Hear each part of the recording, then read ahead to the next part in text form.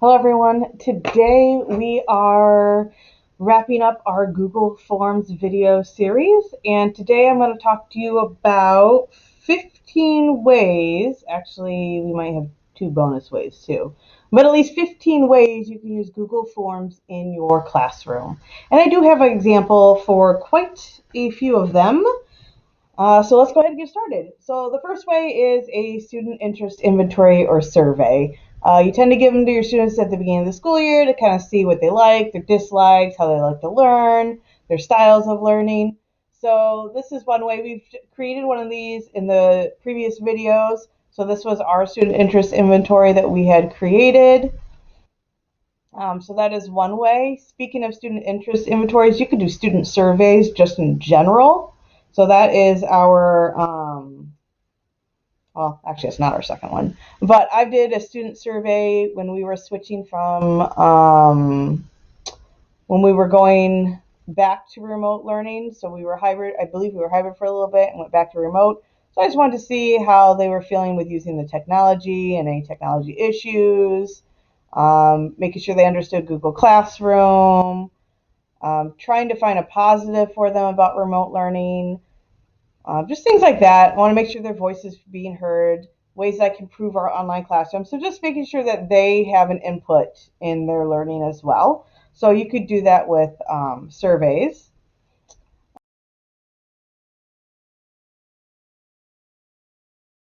We also did a daily check-in. So this is where students every day would tell what zone they were in. They would talk about why the zone they were in, if they wanted to share anything with me, any questions. And then I ended up having just a goofy question at the end that we would discuss in our classroom meetings. But something just to make sure that since I wasn't seeing them in person every day, that I was still able to check in with them. And even when you are face to face, it still would be a good thing to have because you may not be able to um, well, depending on your class sizes, it may be more difficult to reach your, or to talk to your students every day. If it's something you're not interested in, you could also do something where they do like a weekly reflection. So this might be good, like if they're goal setting, talk about what they enjoyed the week, what was hard, if they thought they did well in their assignments, talk about the amount of independent work, tech tools they enjoyed, just different things, just kind of a check-in, and just you could do it on a weekly basis instead of daily, just making sure students feel that their input is heard. Speaking of check-ins, our next one, by the way, we are on number, oh, that was just number two. Oh, number three is a book check-in. So once a week, I had my students check in. I wanted to know what book they were reading, the author, their genre, and then kind of just why they chose the book. I mean, it's kind of a reading log, but not as complex as a reading log. It was more just I wanted to know what you were reading, and since I wasn't seeing you in person all the time, I just wanted to know what you were reading to make sure that you were reading. Another thing you can use a Google form for that everyone seems to know about is a quiz. So this was a sound quiz I gave my students. It was a short quiz, but they are self-grading except for the multiple, not the multiple choice, definitely multiple choice, but except for like your short answers, and those you would have to self-grade, but the rest of them would be self-grading. All right, and then we're going on to number five. Number five here is a parent survey, and actually I kind of have three things here. So you could do a survey, a feedback, or like collecting information from them at the beginning of the school year.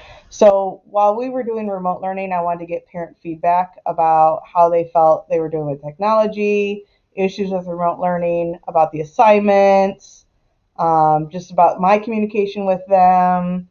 So again, that was just collecting information from parents, and it's a quick, short survey. And I feel like if it's quick and short, it's easier for them to fill out versus a paper copy. Paper copy. Number six is an exit ticket. So you could do a short exit ticket. This was a math one we did. It had four questions in it. The last question was always something about, do you understand what's going on? Wow. Do you understand what we're doing? Do you need more help? Can you feel like you could teach it to somebody? So just a self-reflection on that. So you could do an exit ticket. Number seven is one of my favorites. It is my parent contact log. So with my parent contact log, I would, instead of handwriting my log, I would type it in a Google form. So I have my date of year, the date that I made contact, the time, the amount of time it was, and then did I contact all of my 5th grade students? So like, was it a newsletter? Was it a text message to everyone? Or did I contact specific students? So then I would select specific students. Type in the parent name, the relationship, the type of contact, and then like what it was referenced to, and then I just kind of typed in little notes, and it just kept it on a spreadsheet for me, and then when it was time to turn in my hours, there was my spreadsheet to turn in my hours. So that's one of my favorite ways. Number 8, we're on, so it was kind of like a student grade the teacher report card. So it's another way of getting student feedback on things they'd like to change in the classroom, or if they, how they feel as a student in your class. So you could set up, it's basically another student survey, but I would call it like grade the teacher, so I could get their input. I've seen people do sign out sheets. So when they use the restroom, they fill out a Google form and do a sign out sheet. I personally have not done that, but you can. You can do polls on there. So again, just, select students. You could do one question on there and students would just take a poll. I've seen people do rubrics on there. You could do kind of the opposite of an exit ticket. So you could do like a warm up, or people call them bell ringers. By the way, that's number 12 as I stopped numbering them. Number 13 could be an anticipation guide. So you could have a picture of whatever the next thing you're going to learn about, or some quotes or something from a text, and then students can type and write about them, and then you can show the whole class, if depending on what it is, but you could show the whole class like what students had said, and then you could discuss. People have done, number 14 is escape rooms, and number 15 is self-evaluations, where students can reflect on their own learning. And then I actually have 3 bonus ones. So bonus number 1 is you could have students create something, whether it's a survey or a quiz. And if they do a survey, then you could do like graphing and charting with that. Bonus number 2 is your anecdotal notes. So the same way that I did the parent log, I could also fill that out for anecdotal notes or small group notes with students.